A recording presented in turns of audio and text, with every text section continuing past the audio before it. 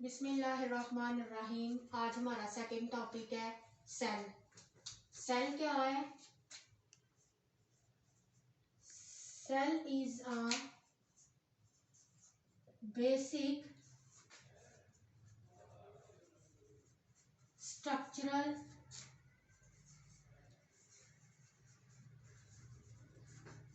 and functional unit of life।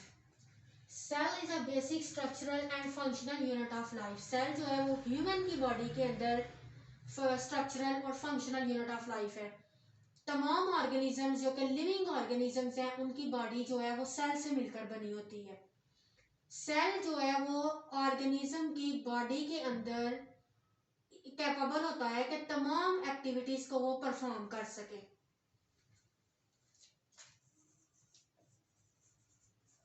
Capable of performing all activities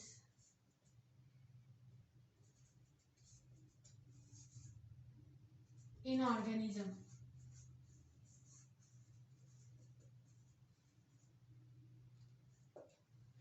organism की body के अंदर तमाम एक्टिविटीज को ये परफॉर्म करता है। अब सेल हमारे पास जो है वो बेसिकली जो हमारे पास सेल होते हैं वो बेसिकली टू टाइप के होते हैं,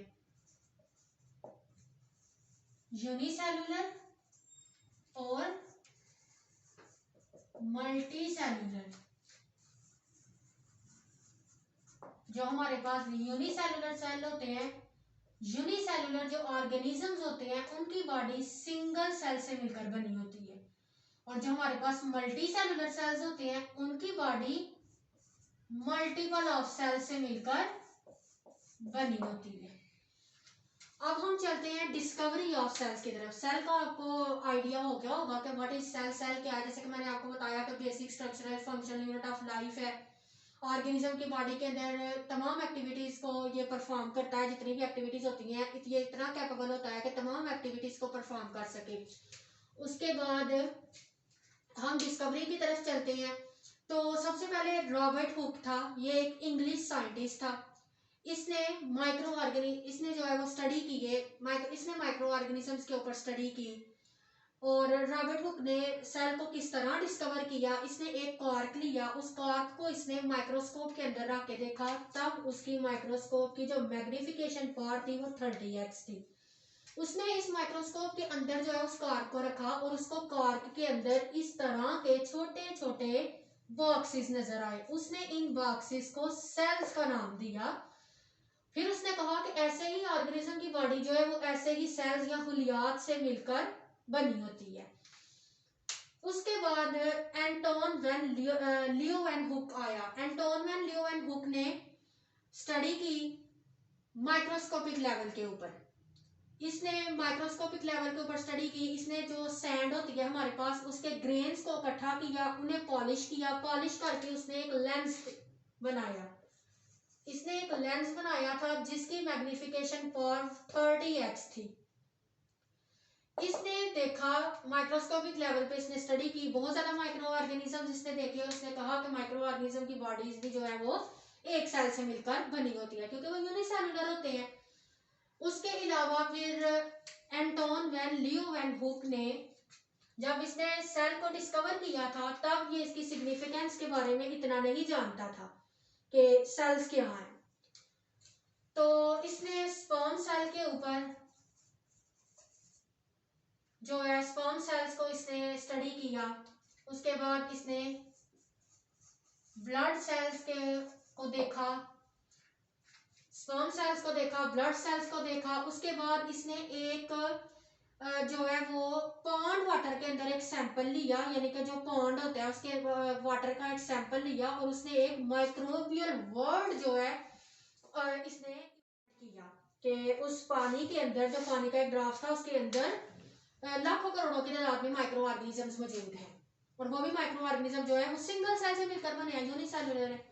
उसके बाद मैथियस शेरिडन और थियोडर श्वान ने, जो कि एक जर्मन बायोलॉजिस्ट थे, इन्होंने भी बहुत ज्यादा स्टडी की। इन्होंने जो अपनी मेन स्टडी है वो इन्होंने अपने नजरियात जो पेश किए वो इन्होंने थ्योरी की बुनियाद पर पेश की है। अब सेल थ्योरी क्या है? सेल थ्योरी ये है कि ऑर्गेनिजम्स की जो बॉडी है वो सेल्स और सेल्स प्रोडक्ट से मिलकर बनी हुई है। यानी कि मैं आपको सिंपल अगर बताऊं तो वो ये सेल थ्योरी की बेस पे उसने ये बात कही कि जो ऑर्गेनिज्म की बॉडी होती है वो या तो सेल से मिलकर बनी है या सेल जैसे प्रोडक्ट से मिलकर बनी है। ये सेल थ्योरी है। सेल थ्योरी यही डिफाइन करती है कि the body of the organism is made up of cells और सेल्स प्रोडक्ट्स। उसके बाद इन्होंने फिर काफी ज्यादा इस पे स्टडी हुई और इन्होंने भी काफी ज्यादा जो है वो स्टडी की सेल थ्योरी के बेस पे और सेल्स को डिस्कवर किया। ये थे हमारे पास डिस्कवरी के पॉइंट्स के सेल डिस्कवर कैसे हुआ था। अब आगे हमारे पास मेन है कि कैसे जो है वो cell as a unit of structure and function है। तो सेल कैसे एक फंक्शन और स्ट्रक्चर के बेस पे जो है वो काम करता है। तो सेल्स आपको पता है कि ह्यूमन की बॉडी या ऑर्गेनिजम्स की बॉडी के अंदर चाहे प्लांट है चाहे एनिमल्स है, तो ऑर्गेनिजम्स हम कहते हैं कि ऑर्गेनिजम्स की बॉडी जो है वो बिल्डिंग ब्लॉक ऑफ बॉडी है, कि जो सेल्स हैं वो बिल्डिंग ब्लॉक ऑफ बॉडीज हैं। ये ऑर्गेनाइज फॉर्म में सेल्स होते हैं। आपको पता है कि एक सेल होगा हमारे पास सिंपल सेल, बहुत ज्यादा सेल्स जो है सिमिलर सेल्स जो है वो मिलते हैं तो टिश्यूज बनाते हैं। फिर स्पेसिफिक टिश्यू जो है वो मिल जाते हैं। स्पेसिफिक टिश्यूज जो हमारे पास होते हैं, टिश्यूज मिलकर हमारे पास ऑर्गन बनाते हैं। ऑर्गन हमारे पास आगे बनाते हैं ऑर्गन सिस्टम। अब इधर हमारे पास सेल कैसे as a unit of structure and function है कि सेल हमारे पास, हमने पहले भी मैंने आपको बताया कि सेल बेसिकली 2 टाइप के होते हैं, यूनिसेलुलर और मल्टीसेलुलर। यूनिसेलुलर होगा तो सिंगल सेल से मिलकर बने, मल्टीसेलुलर होगा तो मल्टीपल ऑफ सेल से मिलकर बने। अब जो हमारे पास यूनिसेलुलर सेल होते हैं वो हमने कहा कि यूनिसेलुलर जो है वो सिंगल सेल वाले सेल्स, एनिमल्स जो है उनको हम कहते हैं जिनकी बॉडी सिंगल सेल से मिलकर बने होते हैं वो यूनिसेलुलर है। तो यही सिंगल सेल उस ऑर्गेनिज्म की बॉडी के अंदर एक ही सेल उसकी बॉडी के अंदर तमाम एक्टिविटीज को परफॉर्म कर रहा होता है। लेकिन जो मल्टी सेलुलर ऑर्गेनिजम्स होते हैं उनकी बॉडी हमने पहले भी पढ़ा, बताया मैंने आपको कि मल्टीपल सेल से मिलकर बनी होती है और मल्टीपल सेल्स उसकी बॉडी के अंदर डिफरेंट एक्टिविटीज परफॉर्म कर रहे होते हैं।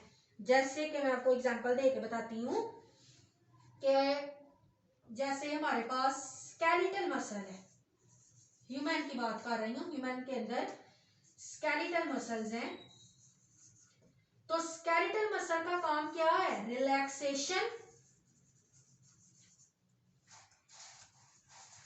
And contraction. कि स्केलेटल मसल का काम सिर्फ रिलैक्सेशन एंड कॉन्ट्रैक्शन है, ठीक है। और अब अगर हमारे पास आते हैं नर्वस सिस्टम,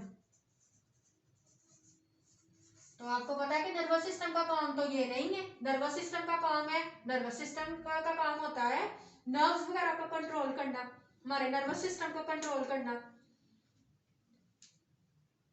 तो इसी तरह ये मल्टीपल सेल्स जो है, मल्टी सेलुलर की बॉडी ऑर्गेनिज्म होते हैं उनमें मल्टीपल सेल्स मिलकर काम करते हैं और ये मल्टीपल सेल्स मिलकर टिश्यूज बनाते हैं और डिफरेंट टिश्यू जो है वो डिफरेंट फंक्शन प्रोवाइड करते हैं, हमें जो है डिफरेंट फंक्शन जो है परफॉर्म करते हैं।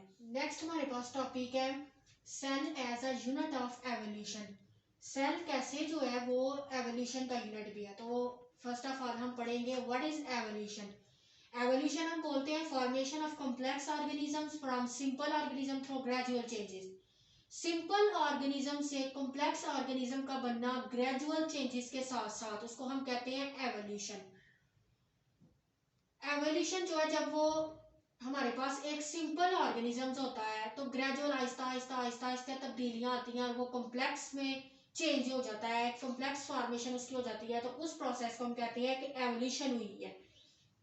फॉर एग्जाम्पल यानी कि जो हमारे ऑर्गेनिजम्स हैं ये बिलीव माना जाता है कि जो ऑर्गेनिजम्स हैं हायर ऑर्गेनिजम्स हैं, अब जो उनका कॉमन ओरिजिन जो है वो भी एक सेल था, यानी वो सिंपल सेल था, एक बहुत सिंपल सेल था जिससे उसकी एवोल्यूशन के थ्रू जो है ग्रेजुअल चेंजेस के साथ साथ वो सेल्स कॉम्प्लेक्स होते गए अब जैसे हमारे पास ऑर्गेनिजम्स है, तो ये बिलीव किया जाता है कि जो हमारे पास हायर ऑर्गेनिज्म है ना, उनका जो कॉमन ओरिजिन है वो एक सिंपल सेल यानी प्रोकैरियोट्स थे, जो कि अभी भी प्रोकैरियोट्स मौजूद है, तो वो सिंपल ऑर्गेनिज्म थे।